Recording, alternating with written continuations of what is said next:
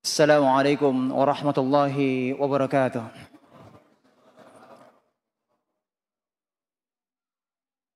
Innal hamdalillah nahmaduhu wa nasta'inuhu wa nastaghfiruh wa na'udzu billahi min shururi anfusina wa min sayyiati a'malina. May yahdihillahu fala mudilla lahu wa may yudlil fala hadiya lahu. Wa asyhadu an la ilaha illallah wahdahu la syarika lahu wa asyhadu anna Muhammadan 'abduhu wa rasuluh. Allahumma shalli wa sallim ala nabiyyina Muhammad wa ala alihi wa ashabihi wa nataba'ahum bi ihsanin ila yaumiddin. Amma ba'd. Fa ya ikhwati billah rahimakumullah. Alhamdulillahilladzi bi ni'matihi tatimmu shalihat.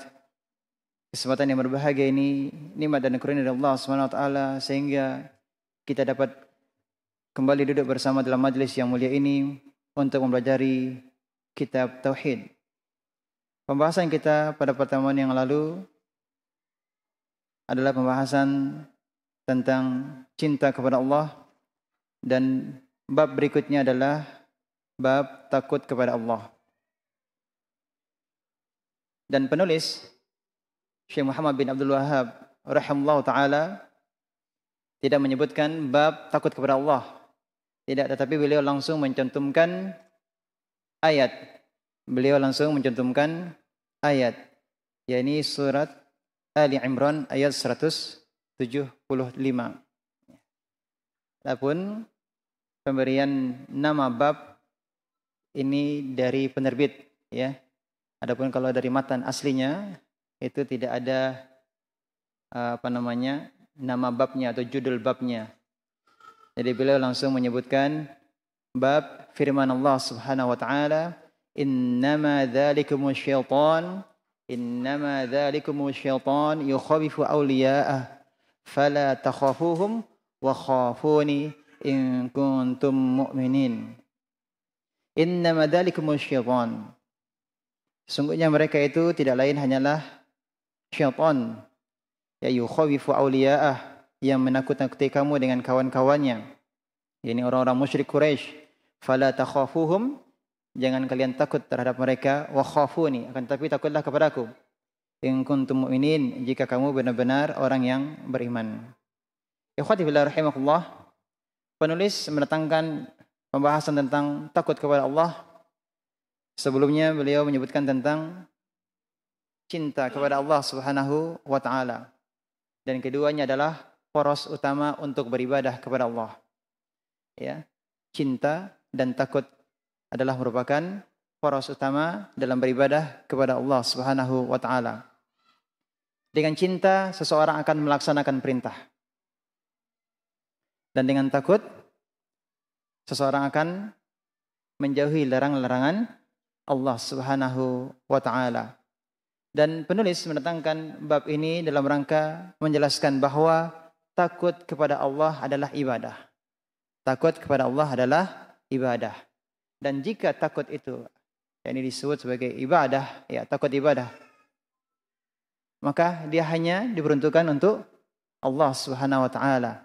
Siapa yang memperuntukkan cinta ibadah kepada selain Allah, maka dengan demikian dia terjerumus ke dalam kesyirikan. Tapi ikhwati billah rahimakumullah. Jadi ini masih berkaitan dengan ibadah hati, ya. Cinta, ibadah hati. Kemudian takut kepada Allah juga adalah merupakan ibadah hati. Dan insyaallah taala semua orang mampu untuk melakukan hal tersebut. Melakukan ibadah hati, cinta dan takut kepada Allah Subhanahu wa taala. Dan sebelum kita memasuki pembahasan terkait dengan dalil-dalil bahwasanya cinta itu adalah ibadah, ya, dan tidak bolehnya kita mencintai makhluk seperti kita mencintai Allah, atau bahkan mencintai makhluk lebih daripada mencintai Allah Subhanahu wa taala. Maka terlebih dahulu kita akan mengetahui macam-macam takut, sehingga kita mengetahui mana takut yang disyariatkan, mana takut yang dilarang, mana takut yang diperbolehkan. Tapi ikhwati fillah rahimakumullah, pembahasan yang pertama adalah takut yang disyariatkan. adalah takut kepada Allah Subhanahu wa taala. Ya, takut yang disyariatkan adalah takut kepada Allah Subhanahu wa taala. Dan dikatakan takut kepada Allah Subhanahu wa taala, ya, dikatakan takut kepada Allah Subhanahu wa taala adalah takut yang menghalangi seseorang dari bermaksiat kepadanya. Ya, takut yang menjadikan seseorang membentengi dirinya dari bermaksiat kepada Allah. Itulah batasan takut. Kemudian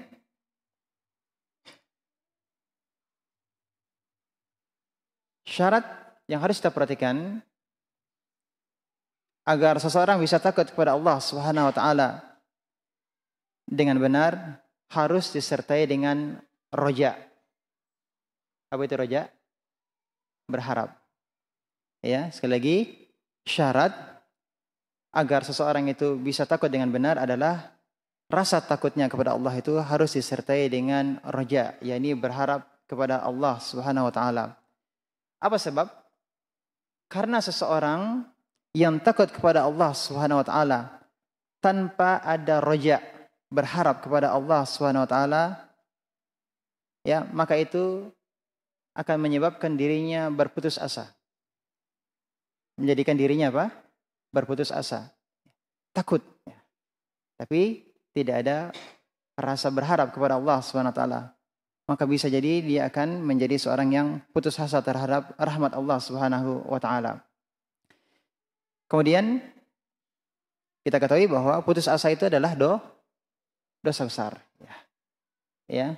Bisa jadi seseorang itu karena takutnya kepada Allah Subhanahu wa taala sehingga dia mengira atau dia beranggapan bahwa dosanya tidak akan diampuni oleh Allah Subhanahu wa taala. Berarti itu apa namanya? Su'udzon, berburuk sangka kepada Allah. Ini juga adalah dosa. Maka sekali lagi takut kepada Allah disertai dengan apa? Dengan roja. Inilah takut yang benar. Dan diibaratkan bahwa takut dan roja itu adalah seperti dua sayap burung. Takut dan roja itu adalah seperti dua sayap burung. Burung itu membutuhkan keseimbangan ya dengan dua sayap. Maka kalau dua sayap tersebut ya baik, yakni takutnya kepada Allah dan rajanya kepada Allah SWT juga baik, maka ini akan menjadikannya berjalan dengan sempurna seperti burung yang terbang dengan seimbang, ia memiliki dua sayap. Jika tidak ada satu sayap, apa yang terjadi? Patah satu sayapnya, maka burung tersebut tidak akan bisa terbang. Ya.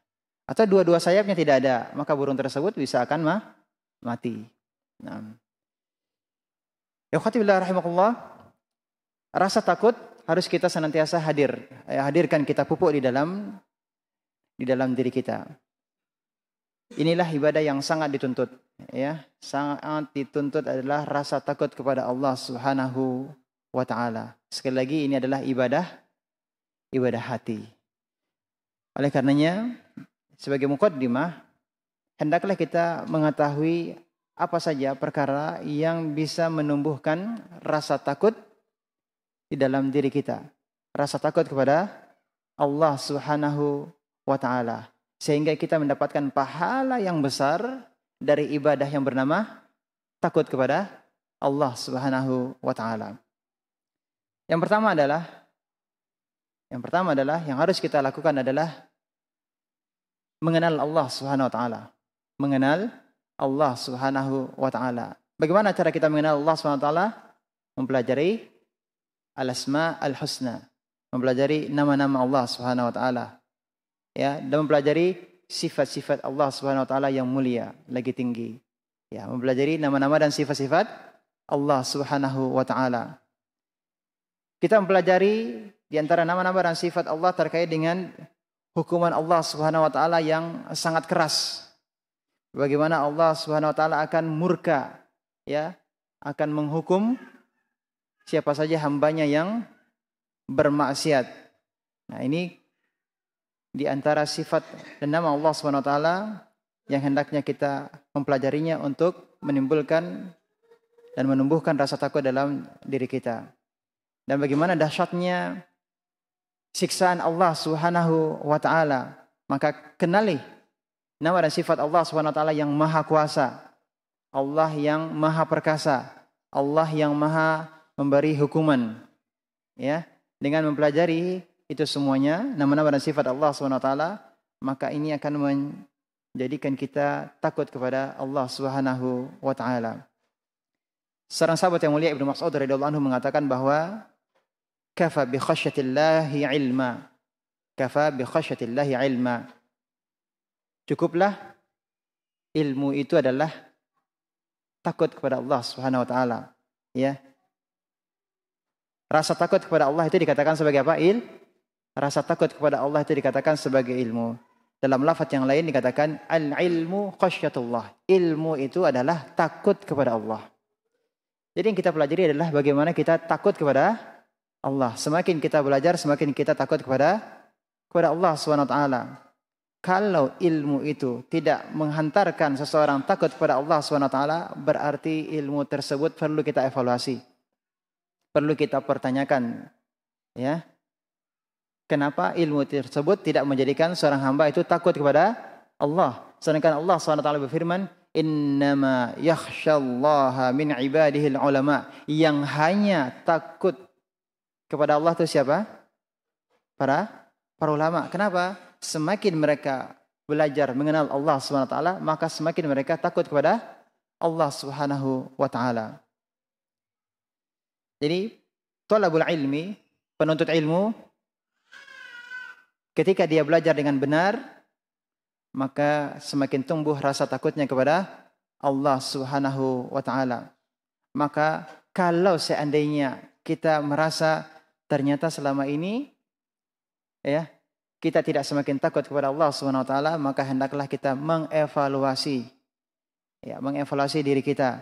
Bisa jadi ada yang keliru yang berkaitan dengan niat kita, ya, kurang ikhlas kepada Allah Subhanahu wa taala. Atau bisa jadi kita menuntut ilmu hanya sekedar hadir, ya, hanya sekedar hadir di majelis ilmu saja. Yang penting kita sudah hadir. Yang penting kita sudah hadir. Paham tidak paham, ya, yang penting kita hadir, sudah mendapatkan keutamaan apa? Menghadiri majelis ilmu. Ya.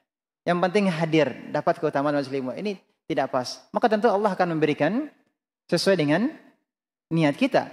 Niat kita yang penting hadir. Ya, maka Allah hanya memberikan ala kadarnya kepada kita. Tapi kalau kita niat kita memang sungguh-sungguh untuk menuntut ilmu, sungguh-sungguh kita ingin paham, sungguh-sungguh kita ingin mengamalkan, maka pasti insya Allah Ta'ala akan memberikan kita taufik, mengiring kita, ya, kepada pemahaman yang benar, mengiring kita kepada mengamalkan ilmu yang telah kita pelajari. Maka sering yang ana sampaikan, yang ulang-ulang, ini adalah nasihat untuk ana sendiri. Intasduqillaha yastukka. Jika engkau jujur kepada Allah, benar niatmu kepada Allah, Allah akan membenarkan apa yang menjadi keinginanmu tersebut. Dan di dalam hadis qudsi Allah sendiri mengatakan, ana inda dzanni 'abdi bi, aku adalah sesuai dengan prasangka hamba-Ku terhadapku. Kata Allah, aku sesuai dengan apa? Prasangka hamba-Ku. Jadi kalau kita berhusnuzon kepada Allah, Allah akan memudahkan kita dalam menuntut ilmu, memudahkan kita untuk menyelesaikan kitab tauhid, memudahkan kita untuk mempelajari kitab tauhid contohnya, insyaallah Ta'ala akan berikan kemudahan. Ya. Kita ingin mengambil betul-betul ingin mengambil faedah, maka Allah akan memberikan hal tersebut. Dan yang paling utama niat kita adalah menumbuhkan rasa takut kita kepada Allah Subhanahu wa taala. Di antaranya adalah takut masih banyak yang belum kita ketahui. Nah, itu. Takut masih banyak yang belum kita pelajari. Dan kenyataannya memang demikian. Ya, kitab tauhid ini adalah di antara kitab yang para ulama tegaskan untuk sering-sering membacanya, diulang-ulang, selesai diulang.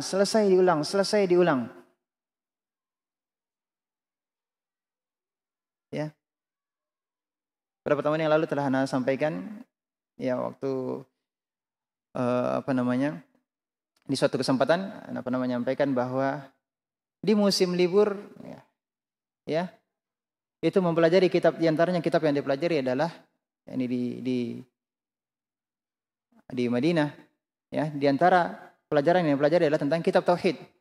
Kitab tauhid dari ba'da subuh, ya, dari ba'da subuh sampai dengan pukul 10. Itu belum sarapan. Enggak ada makan, belum makan pagi itu. Habis salat subuh langsung kajian sampai jam 10. Karena sampai jam setengah 11. Nah, setelah itu baru cari makan istirahat. Setelah zuhur istirahat sampai dengan asar. Habis asar lanjut kajian membahas kitab tauhid. Lanjut istirahat sebentar menjelang maghrib.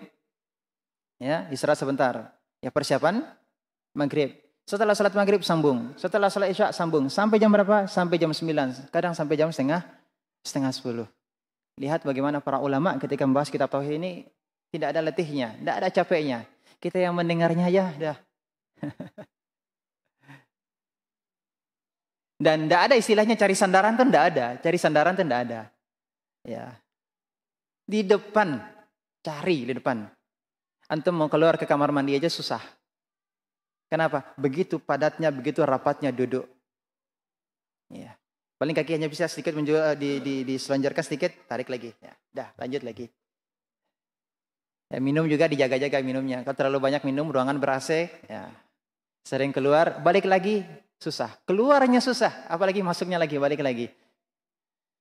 Nah, begitu semangatnya dalam menuntut ilmu. Ya, dan diantaranya adalah kitab tauhid ini adalah kitab yang menjadi nasihat para ulama untuk kita terus mempelajarinya. Selesai, ulang lagi, selesai, ulang lagi, selesai, ulang lagi. Jangankan kita, para ulama pun mereka saling membacakan kitab ini. Saling membacakan kitab tauhid. Nah, ini penting. Jadi, seorang yang berilmu harus bertambah rasa takutnya kepada Allah Subhanahu wa taala. Kalau tidak, berarti ada yang salah dalam proses menuntut ilmu. Bisa jadi niatnya terkontaminasi dengan niat yang keliru. Atau cara belajarnya yang tidak benar.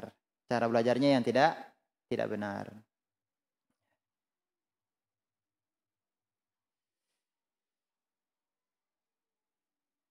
Dan Rasulullah SAW bersabda, "Wallahi inni la'a'lamakum billahi azza wa jal wa akhsyakum lah." Demi Allah, aku adalah orang yang paling tahu tentang Allah dan yang paling takut di antara kalian terhadap Allah. Jadi Rasulullah katakan bahwa beliau adalah orang yang paling tahu tentang Allah dan beliau adalah orang yang paling takut terhadap Allah Subhanahu wa taala. Jadi ilmu itu berbanding lurus dengan rasa takut seseorang kepada Allah Subhanahu wa taala. Semakin seorang mengenal syariat Allah, semakin mengenal sifat-sifat Allah, semakin membuat seseorang takut kepada Allah Subhanahu wa taala.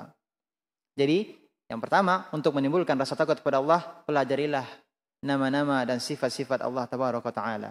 Ini yang pertama. Yang kedua adalah kita pelajari bagaimana azabnya Allah Subhanahu wa taala, dahsyatnya azab Allah Subhanahu wa taala, mengetahui ancaman-ancaman Allah Subhanahu wa taala. Ya. Dari mana kita ketahui? Mempelajari Al-Qur'an, mempelajari hadis-hadis Nabi sallallahu alaihi wasallam. Bagi betapa hebatnya, dahsyatnya azab yang Allah timpakan kepada para penghuni neraka Jahannam. Ya. Dan hendaknya itu membuat kita takut kepada Allah Subhanahu wa taala. Di antaranya adalah firman Allah Subhanahu wa taala, "Lahum min fawqihim zulal." Ya, zulalun minan nar wa min tahtihim zulal. Di atas mereka, yakni di atas para penduduk neraka, ada lapisan-lapisan dari api dan di bawahnya juga ada lapisan-lapisan yang disediakan untuk mereka. Dzalika yukhawwifullahu bihi ibadahu ya ibadi fattaqun. Demikianlah Allah mengancam hamba-hambanya dengan azab tersebut, ya, menakut-nakuti mereka. Ya ibadi, wahai hamba-hambaku, fattaqun, takutlah kepadaku. Dan juga firman Allah SWT, fattaqun nar allati waquduhan nas wal hijarah uiddat lil kafirin. Ya, takutlah kepada api neraka yang bahan bakarnya adalah manusia dan batu, yang dipersiapkan untuk siapa? Orang-orang kafir. Jadi maksud dari fattaqun nar, takutlah kamu terhadap api neraka, jadi menjadikan adanya penghalang untuk dirinya jangan sampai dia masuk ke dalam api neraka jahanam. Itu yang dimaksud dengan takwa terhadap neraka jahanam. Artinya ada wiqayah, ada tameng, ya, penghalang antara dirinya dan azab Allah SWT. Maka maksud fattaqun nar, ya, jadikan ada di antaramu ada tameng, pembatas, ya, penghalang dari azab Allah SWT. Ini yang kedua. Yang kedua apa tadi? Mengenal azab Allah SWT. Nah, kalau kita tahu bagaimana dahsyatnya azab Allah SWT, ini tentu akan membuat kita takut kepadanya. Dan takut itu apa? Ibadah. Yang ketiga adalah dengan menyadari dan mengakui kekurangan kita dalam beribadah. Sadar kita bahwa kita masih jauh dari kesempurnaan beribadah kepada Allah Subhanahu wa taala. Masih banyak kekurangan. Jangankan ibadah-ibadah yang sunnah, ibadah-ibadah yang wajib saja masih banyak kurangnya. Kurang apa? Kurang ikhlas. Salat contohnya. Kurang apa? Kurang khusyuk. Tidak tepat waktunya. Atau bisa jadi ada juga yang tidak berjamaah. Itu untuk perkara yang wajib. Kalau kita menyadari masih banyak kekurangan kita dalam beribadah, padahal kita sangat butuh kepada apa? Pahala Allah Subhanahu wa taala. Ya, kita butuh kepada amalan-amalan yang menjadikan pahala kita berat di sisi Allah Subhanahu wa taala sebagai bekal kita menghadap Allah tabaraka wa taala. Jadi kalau kita menyadari ibadah kita masih jauh, masih kurang, kita takut kalau Allah Subhanahu wa taala tidak memberikan kita balasan pahala, padahal itu yang sangat kita harapkan. Itulah yang akan menyelamatkan kita dari azab Allah Subhanahu wa taala. Dan kemudian kalau seseorang sudah menyadari bahwa ibadahnya masih jauh, masih banyak kekurangan, tentu dia akan berusaha, berusaha. Karena dia takut kepada Allah Subhanahu wa taala. Kemudian apa yang dilakukan? Meminta ampun kepada Allah. Bahwasanya dia belum bisa beribadah dengan sebaik-baiknya kepada Allah Subhanahu wa taala. Maka tentu dia akan beristighfar. Ya, beristighfar kepada Allah Subhanahu wa taala. Dan ini adalah bentuk takut kepada Allah Subhanahu wa taala. Berikutnya yang keberapa? Yang keempat.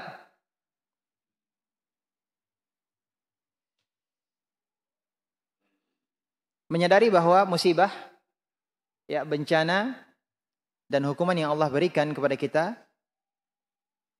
ya, musibah, bencana yang Allah berikan atau yang Allah timpakan itu dalam rangka apa? Menjadikan kita takut kepada Allah Subhanahu wa taala. Wa man nursilu bil ayat illa takhwifa. Dan kami tidak mengirim tanda-tanda itu melainkan untuk menakut-nakuti. Jadi musibah, bencana, hukuman itu dalam rangka apa? Supaya kita takut kepada Allah Subhanahu wa taala. Allah katakan takhwifa, untuk menakut-nakuti. Sungguh mudah bagi Allah Subhanahu wa taala untuk membinasakan suatu kaum. Ya. Mudah bagi Allah Subhanahu wa taala untuk mematikan seseorang. Lihatlah bagaimana Gunung Merapi. Ya, lihatlah bagaimana tsunami. Ya. Lihatlah bagaimana bencana-bencana yang lainnya. Hendaklah itu semuanya membuat kita takut kepada Allah Subhanahu wa taala. Dan hendaklah kita menyadari bahwa musibah-musibah yang terjadi di dunia begitu mengerikan, maka bagaimana lagi musibah dan hukuman Allah di akhirat kelak. Ya. Musibah yang terjadi di dunia sungguh begitu berat. Ya, apalagi musibah di akhirat.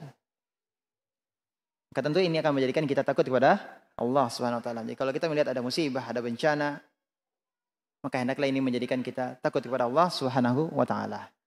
Yang kelima,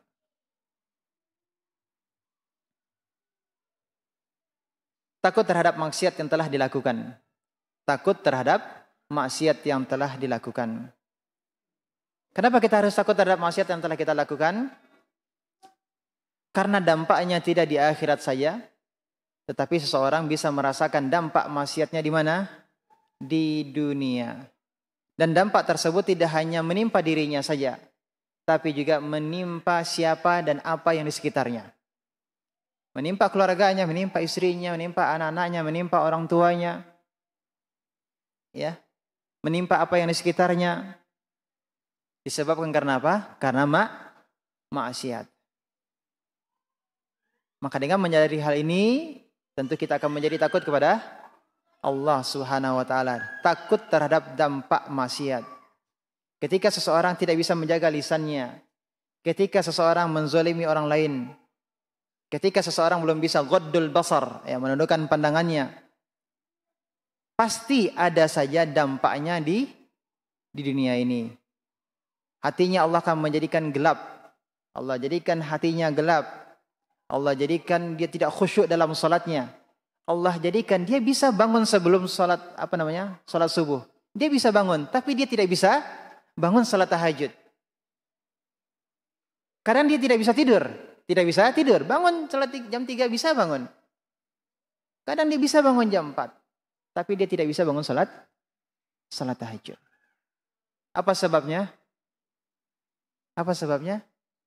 Pasti ada maksiat yang menghalanginya dari berbuat ketaatan kepada Allah Subhanahu wa taala.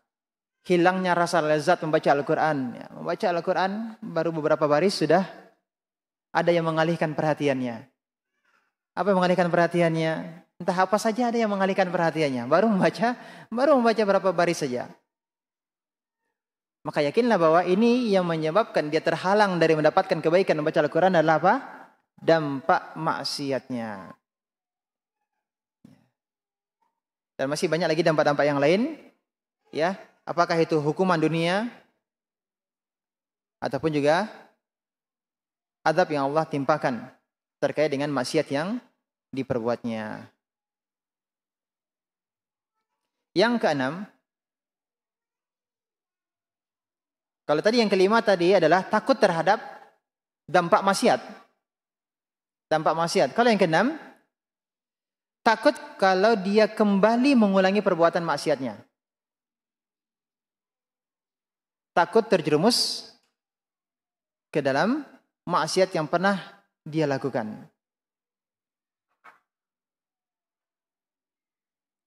Tidak ada di antara kita yang akan aman. Dan tidak patut kita merasa aman dari terjerumus kembali ke dalam maksiat. Alhamdulillah saya dah ngaji, ya. Alhamdulillah saya dah tahu itu tidak boleh. Tetapi sekali lagi bahwa tidak ada jaminan kita akan selamat dari maksiat tersebut. Ya. Lihatlah bagaimana Ramadan datang setiap tahunnya. Alhamdulillah Allah berikan taufik kita semangat beribadah di bulan Ramadan. Ibadah luar biasa. Kebaikan yang luar biasa, termasuk mempuasakan mata. Ya, kalau perlu televisi diliburkan selama sebulan. Ya, kalau perlu HP, grup-grup ya dibatasi, ya. Alhamdulillah. Tapi kemudian kita tanyakan kepada diri kita, kapan kita kembali berbuat maksiat? Yang sebelumnya kita telah berusaha ketika bulan Ramadan untuk tidak melakukannya. Kapan kita kembali bermaksiat? Nah, masing-masing dari kita tahu kapan kita kembali berbuat maksiat. Dan hendaklah kita hadirkan rasa takut kita kepada Allah Subhanahu wa taala. Jangan sampai kembali terjerumus ke dalam maksiat. Maka kalau ada yang terjerumus ke dalam maksiat, segeralah dia bertobat kepada Allah Subhanahu wa taala. Segera bertobat kepada Allah Subhanahu wa taala. Makanya hendaklah dia berbanyak apa? Istighfar dan taubat kepada Allah Subhanahu wa taala. Apalagi di zaman kita sekarang adalah zaman media sosial. Sangat mudah kita untuk terjerumus ke dalam maksiat. Kalau di zaman dahulu saja Nabi SAW memberikan wasiat agar kita tidak duduk-duduk di jalan. Ya, para sahabat diberi nasihat. Agar tidak duduk-duduk di tepi jalan. Iyyakum wal julus fi turuqat. Jangan kalian duduk di mana? Duduk-duduk di pinggir jalan. Para sahabat bertanya kepada Rasulullah SAW, ya Rasulullah, kami biasa duduk ya di pinggir jalan dan membicarakan sesuatu. Ya. Maka kemudian Rasulullah katakan, kalau seandainya memang jika kalian memiliki keperluan untuk harus duduk juga di pinggir jalan, maka berikanlah hak jalanan. Maka para sahabat bertanya, ya Rasulullah, apa haknya? Maka beliau mengatakan, pertama adalah ghaddul basar, menundukkan pandangan. Wa kaful adza, jangan sampai menyakiti orang yang lewat. Wa raddus salam, membalas salam. Wal amru bil ma'ruf wan nahyu 'anil munkar, ya, memerintahkan kepada yang ma'ruf dan mencegah kepada yang munkar. Ini di zaman belum ada medsos. Istilahnya maksiat itu tidak terang-terangan. Artinya bermaksiat itu juga tidak mudah. Maksiat itu tidak diumbar. Maksiat itu tidak menjadi konsumsi di setiap waktunya. Ya, kalau sekarang kan mudah, ya. Kapan saja ingin mengakses maksiat itu sangat mudah. Ketika di zaman Nabi SAW sudah mengingatkan tentang perkara-perkara yang bisa menyebabkan seseorang itu jatuh kepada maksiat, maka tentu terlebih lagi di zaman sekarang kita harus lebih bertakwa kepada Allah Subhanahu wa taala. Ya, di HP kita segala kemungkaran itu ada. Mau kita lihat pengajian saja, ya, mau lihat kajian ustadz saja, itu ada iklannya. Nah, entah jadi itu hendak nonton kajiannya itu. Ya, bisa jadi yang dilihat adalah iklan. Habis pencet iklan nanti nyasar kemana? Hutan rimba. Ya. Medsos itu adalah hutan rimba. Nah. Oleh karenanya merasa khawatir dan takut bahwasanya jangan sampai di kemudian hari kita terjerumus lagi dalam kemaksiatan. Ini akan membuat kita takut kepada Allah Subhanahu wa taala.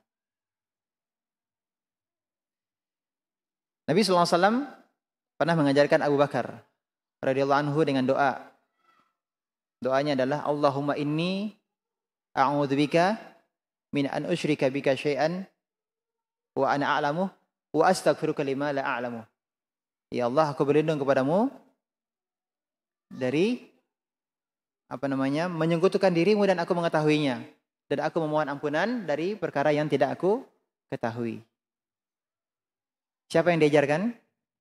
Abu Bakar radhiyallahu anhu. Beliau diajarkan, ya, agar tidak terjerumus dalam kesyirikan. Syirik apa? Syirik kecil maupun syirik besar. Syirik besar mungkin bisa, insyaallah taala kita bisa, ya, berupaya untuk menjauhinya. Tapi yang perlu kita mawas diri terhadap syirik kecil. Apa itu? Riya dan sum'ah. Yang harus kita lebih, ya, berhati-hati. Apa itu? Riya dan sum'ah. Abu Bakar. Semulia-mulia, seutama-utamanya sahabat. Doa yang diajarkan oleh Rasulullah SAW kepada beliau apa? Agar dijauhkan dari kesyirikan. Di antaranya adalah syirik kecil, riya. Ya. Padahal rasa ingin dipuji itu adalah salah satu rasa yang paling ada, selalu ada di hati setiap kita. Coba jujur, siapa di antara kita yang tidak suka pujian? Rasanya tidak ada. Setiap kita pasti senang dipuji. Dan pasti kita juga ingin dipuji. Ya. Padahal rasa ingin dipuji itu adalah maksiat atau tidak?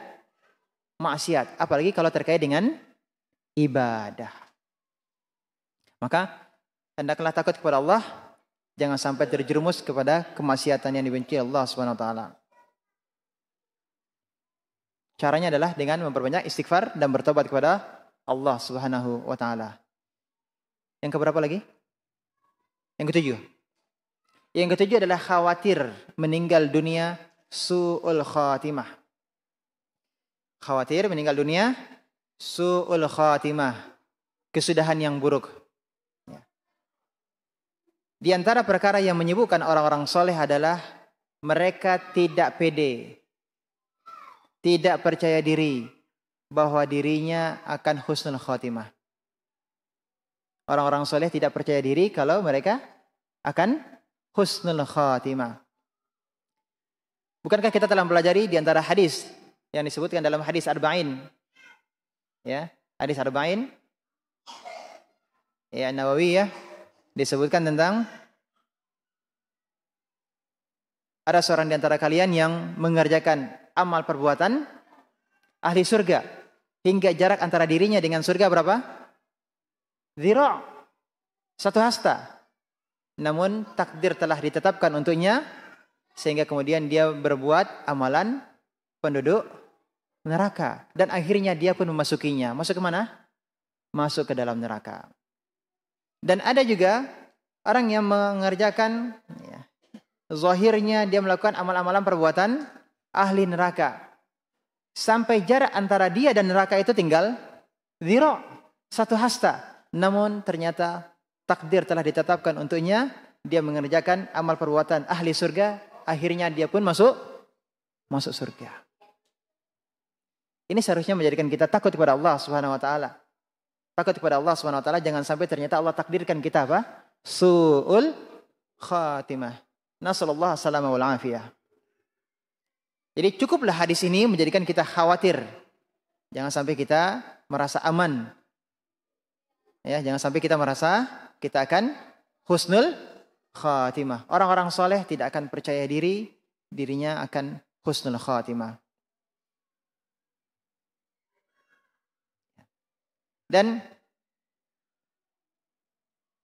Ustaz kita telah mengingatkan atau telah menyampaikan ya di kajian-kajian bagaimana Imam Ahmad bin Hanbal rahimallahu taala ketika beliau akan meninggal dunia, apa yang beliau katakan?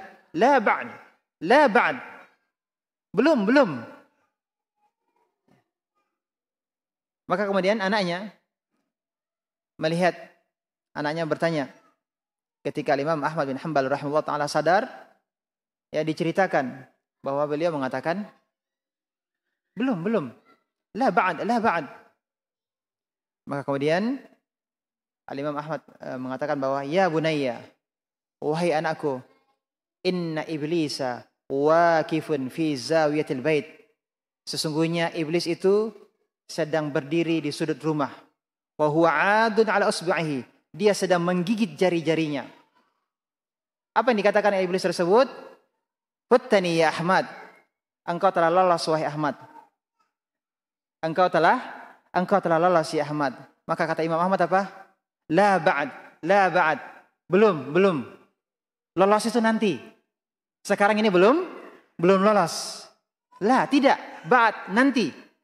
Ya, sekarang ini belum lolos. Kenapa? Masih hidup. Kalau sudah meninggal baru bisa dilihat lolos ataukah tidak.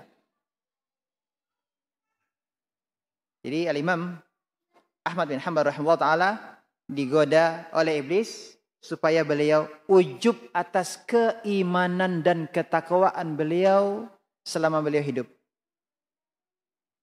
Sampai akhir hayat beliau. Masya Allah. Ini seorang ulama. Iblis berusaha masuk dari sisi apa? Sisi ujub. Nah, ini hati-hati. Al-Imam Ahmad saja ya, didatangi seperti itu. Lalu bagaimana dengan kita? Bisa jadi mungkin kita merasa sudah hafal Al-Quran, ya, sudah lama mengaji, menjadi ahli puasa, menjadi ahli tahajud, menjadi ahli salat jamaah, menjadi ahli sedekah. Ketika iblis datang nanti, apakah kita sanggup mengatakan la ba'd? Apa ada jaminan? Lihat, begitu halusnya iblis, ya, tahu di mana letak kelemahan. Kelemahan ahli ibadah apa? Ujub. Merasa dirinya hebat, merasa dirinya luar biasa. Merasa dirinya lebih baik daripada orang lain. Tidak ada jaminan. Tidak ada jaminan. Kalau perasaan ini ada di dalam diri kita, maka insya Allah Ta'ala kita akan takut kepada Allah Subhanahu Wa Ta'ala. Takut kalau Allah jadikan takdir di akhir hayat kita su'ul khatimah. Fal'iyadu billah.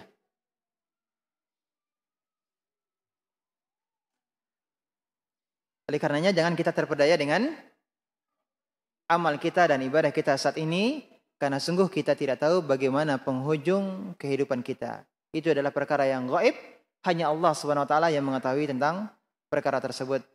Dan betapa banyak orang yang dahulunya soleh kemudian menjadi rusak di penghujung hidupnya. Ya. Betapa banyak orang yang dahulunya salat, ya, rajin ibadah, bahkan ulama, ya, bisa menjadi ateis. Banyak orang yang berpegang teguh dengan sunnah. Namun setelah itu kita melihat kawan-kawan kita yang dahulunya bersama kita duduk di majelis ilmu, ternyata hidayah pergi. Ya. Dahulunya multazim, berpegang teguh dengan sunnah. Tapi ternyata kita lihat tidak lagi bersama kita. Ya. Kita tidak lihat adanya nampak asar bekas sunnah pada dirinya. Maka kita tentunya lebih khawatir. Jangan sampai kita pun mengikuti jejak-jejak yang seperti itu. Ya. Banyak orang yang sholat, kemudian akhirnya tidak sholat. Sampai beberapa pertanyaan yang datang, Ustaz, bagaimana suami saya? Suami saya tidak lagi sholat. Apa sebabnya? Sebabnya karena ada permasalahan. Permasalahan apa itu? Permasalahan ekonomi. Yang menyebabkan dia akhirnya berprasangka buruk kepada Allah Subhanahu Wa Ta'ala. Akhirnya tidak lagi sholat. Dan paling susah untuk diajak sholat.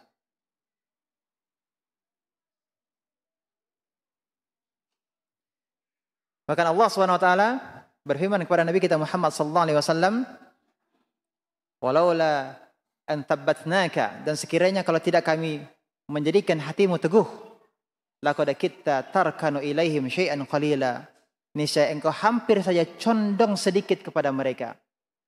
Surah Al-Isra ayat 74. Ini Nabi kita Muhammad sallallahu alaihi wasallam. Siapa yang meneguhkan hati beliau? Allah Subhanahu Wa Ta'ala. Maka Allah lah yang membolak-balikkan hati seseorang, membolak-balikkan hati kita. Tentu kita senantiasa berdoa kepada Allah Subhanahu Wa Ta'ala agar hati kita istiqamah. Doa yang diajarkan oleh Rasulullah SAW. Doa yang paling banyak dibaca oleh Nabi SAW ketika sujud beliau. Ketika sujud. Jadi setelah membaca zikir sujud, ya, bacalah doa. Apa doa? Allahumma ya muqallibal qulub, tsabbit qalbi ala dinik. Jangan remehkan doa ini. Allahumma ya muqallibal qulub, tsabbit qalbi ala dinik. Wahai Allah yang membolak-balikkan hati, teguhkanlah hatiku di atas agamamu. Khawatir meninggal su'ul khatimah, kesudahan yang buruk. Yang ke-8, hal yang akan bisa menjadikan kita takut kepada Allah Subhanahu Wa Ta'ala adalah takut tidak diterimanya amal. Takut tidak diterimanya amal. Ini akan menjadikan kita takut kepada Allah Subhanahu Wa Ta'ala. Ini adalah ciri orang yang beriman. Lihatlah bagaimana Nabi Ibrahim alaihissalam ketika membangun rumah Allah Subhanahu Wa Ta'ala. Setiap beliau meletakkan batu pertama putranya yakni Ismail alaihi wassalam. Nabi Ibrahim dan Nabi Ismail ketika meletakkan batu tersebut, seraya mereka mengucapkan Rabbana taqabbal minna innaka antas sami'ul alim. Rabbana taqabbal minna. Ya Rabb kami, terimalah amal dari kami. Ini Nabi Ibrahim alaihissalam. Ya. Inilah Nabi Ismail alaihissalam. Namun yang menjadi catatan di sini adalah takut tidak diterimanya amal Ini bukan berarti kita sedang suudzon kepada Allah Subhanahu wa taala. Akan tetapi kita suudzon kepada diri sendiri. Ya, bukan sedang suudzon kepada Allah. Allah tidak akan menerima ibadah saya. Bukan itu. Suudzonlah kepada diri kita sendiri bahwa ada hal-hal yang menjadikan Allah belum menerima amal ibadah kita. Bukan serta-merta Allah tidak menerima amal ibadah kita. Jadi yang perlu kita evaluasi adalah diri kita. Kita harus yang kita kedepankan adalah suudzon kepada diri kita sendiri. Kenapa? Karena Allah pasti menerima amal dan taubat seorang hamba. Bukankah Allah SWT telah berfirman, Alam ya'lamu anna Allah huwa yaqbalu taubata an ibadih. Apakah mereka tidak mengetahui bahwa Allah menerima taubat hamba-hambanya, wa ya'khudus sadaqat, dan menerima zakatnya. Wa anna Allah huwa tawwabur rahim, dan bahwa Allah adalah penerima taubat, Allah Maha Penyayang. Di sini Allah menyebutkan Allah menerima taubat, Allah menerima zakat, artinya menerima apa? Menerima amal ibadah.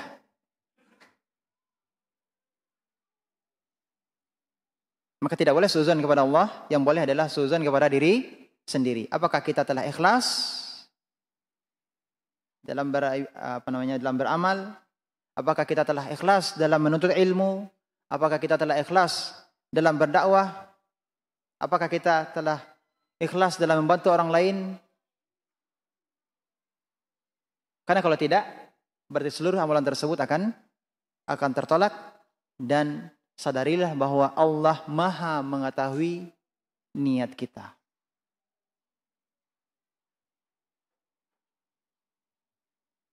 Oleh karenanya, untuk menjadikan kita semakin takut kepada Allah SWT,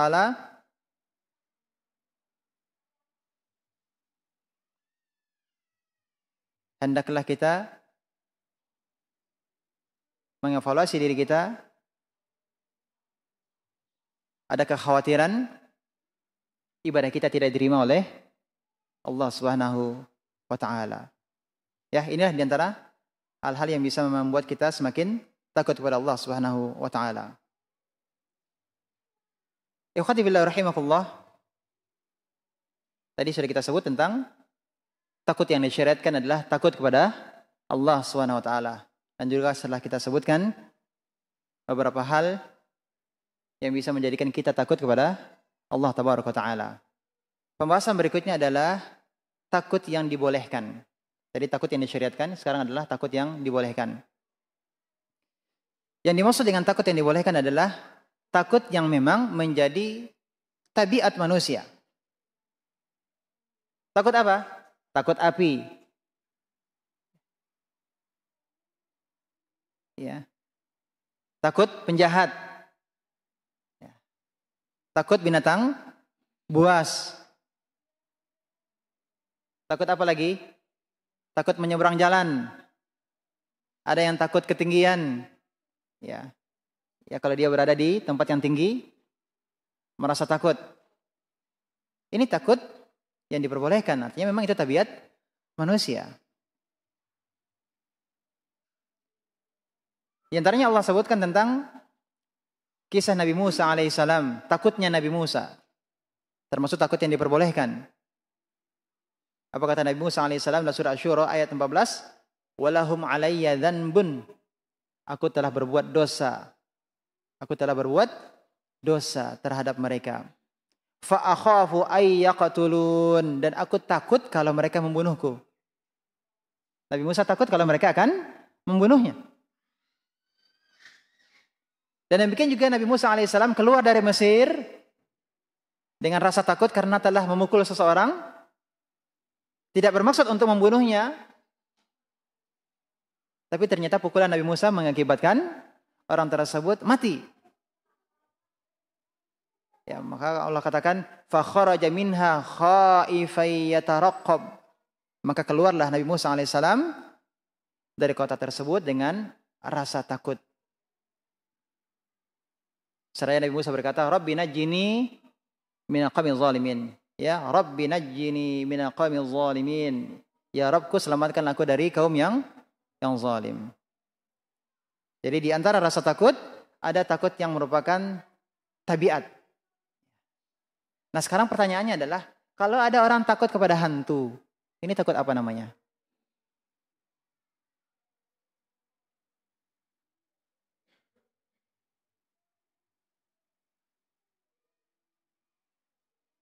Dan diperbolehkan atau tidak?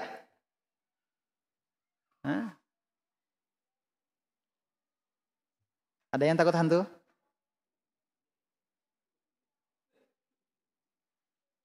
Termasuk tabiat atau bukan? Hah? Ini termasuk juga tabiat manusia, takut terhadap hantu. Karena hantu itu jin-jin yang berusaha untuk menakuti. Ini juga termasuk tabiat manusia, takut terhadap jin. Ya, takut kalau ada penampakan yang mengerikan di depan matanya. Wajar atau tidak? Termasuk wajar, karena tabiat manusia takut dengan hal-hal yang mengerikan. Akan tetapi yang menjadi keharusan adalah lawan rasa takut tersebut dengan apa? Dengan zikir. Ya, zikir keluar rumah, zikir pagi dan petang. Ya. Baca ayat Al-Quran, baca doa-doa perlindungan. Itu yang diharuskan. Tapi takutnya itu wajar atau tidak? Wajar takutnya itu. Tapi yang diharuskan apa? Meminta perlindungan kepada Allah Subhanahu wa Ta'ala. Nah, yang perlu digarisbawahi adalah takut yang wajar ini, yang menjadi tabiat manusia, yang dibolehkan ini ada satu syarat. Syaratnya adalah tidak boleh menghalanginya dari perintah Allah Subhanahu wa Ta'ala.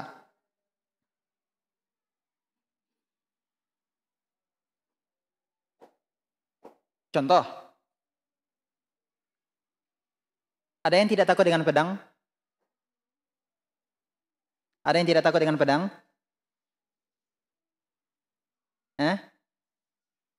Takut dengan pedang, Pak?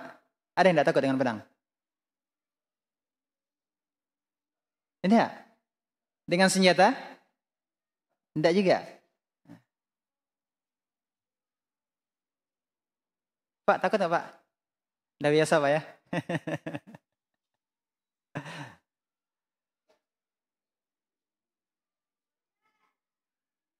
Kalau ada orang yang takut dengan pedang, itu wajar. Tajam kan? Berbahaya. Ya atau tidak? Ya, makanya dia harus disarungkan kan gitu ya. Akan tetapi kalau seseorang takut kepada pedang atau takut terhadap pedang, kemudian menjadikannya tidak berani untuk jihad fi sabilillah. Atau kalau sekarang takut terhadap senjata, takut terhadap bom, wajar atau tidak? Takut terhadap bom, wajar atau tidak? Takut terhadap itu semua, wajar. Tapi rasa takut tersebut kemudian menjadikannya tidak berani ketika pemimpin kaum muslimin menyerukan jihad, dia tidak berani untuk jihad fisabilillah. Kenapa? Takut bom, takut kena peluru. Takut peluru. Ini boleh atau tidak? Tidak boleh. Takut yang asal mulanya lah wajar ya, wajar. Takut kena peluru, nyasar gitu kan. Takut ada orang main bom gitu kan, meledak gitu kan. Itu wajar. Tetapi kemudian tiba panggilan jihad, dia tidak berani. Kenapa? Takut bom, takut peluru. Ini diperbolehkan atau tidak? Tidak diperbolehkan. Syaratnya apa tadi? Takut yang tabi'i tadi tidak menghalanginya dari perintah Allah Subhanahu wa Ta'ala. Contohnya lagi, melewati kuburan di malam hari. Takut enggak Pak? Takut enggak Pak? Enggak takut. Cuman langkahnya dipercepat. Enggak takut gitu kan ya. Cuman kok jalannya cepat-cepat gitu kan. Lewat itu kok cepat-cepat jalannya. Nengok-nengok kiri kanan gitu kan ya. Ini takut apa namanya? Tabiat manusia takut, ya. Melewati kuburan di malam hari itu adalah juga termasuk tabiat manusia.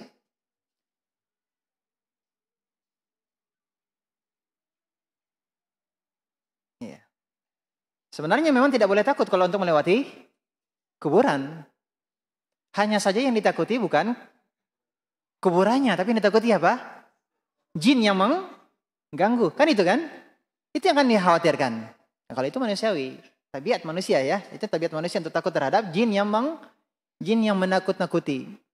Tapi kalau sebenarnya kalau kita tidak takut dengan dengan kondisi tersebut, maka jin juga tidak akan mengganggu. Ya. Ketika kita takut, maka jin akan maju. Kalau kita berani, jin akan mundur. Itu aja.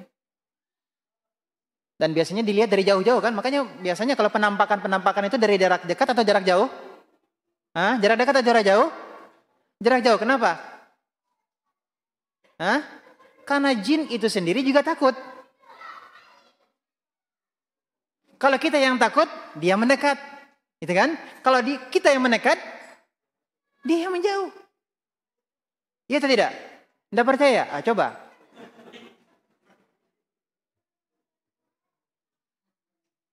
Iya benar, jin itu takut. Takut kalau kita mendekatinya, kemudian kita berhasil memegangnya, berhasil menangkapnya. Itu dia takut. Kenapa? Karena dia telah keluar dari alamnya.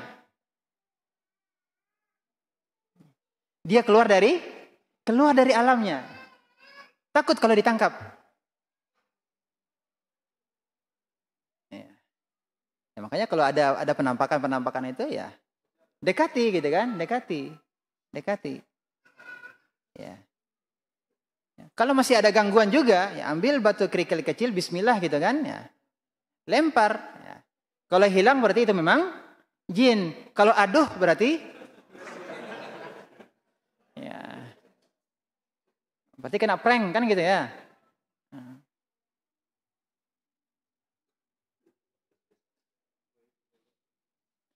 Nah, kaitannya dengan takut terhadap kuburan tadi. Yang kita sebenarnya tidak boleh kita takut terhadap kuburan. Cuma ini memang tabiat manusia takut terhadap gangguan jin. Namun ketika seseorang hendak pergi ke masjid dan dia melewati kuburan, mau tidak mau dia harus melewati kuburan untuk sampai ke masjid. Karena takut terhadap kuburan, akhirnya dia tidak sholat berjamaah. Dia milih sholat di mana? Sholat di rumah. Boleh atau tidak takut ini? Tidak boleh. Kenapa? Karena takut yang tadi merupakan tabiat manusia, menyebabkannya apa? Terhalang dari menjalankan perintah Allah Subhanahu wa taala. Ya, ini termasuk bab pembahasan kita. Innama dzalikumus syaitan yukhawifu awliya'ah. Sesungguhnya para syaitan ya yang menakut-nakuti kamu dengan wali-walinya, teman-teman setianya. Maka ini menjadi dalil bahwasanya kalau rasa takut tersebut bertentangan dengan perintah Allah SWT, maka takut tabi'i tadi, takut tabiat tadi, itu harus dilawan. Takut tersebut harus dilawan. Itu tidak diperbolehkan. Masih ada takut sebenarnya, takut yang lain adalah takut yang diharamkan. Ya, takut yang diharamkan itu pembahasannya terkait dengan takut yang masuk dalam kategori syirik, ya. Dan ada juga kategori takut yang diharamkan tapi tidak sampai derajat syirik. Namun karena keterbatasan waktu, insyaallah taala akan kita lanjutkan pada pertemuan yang akan datang.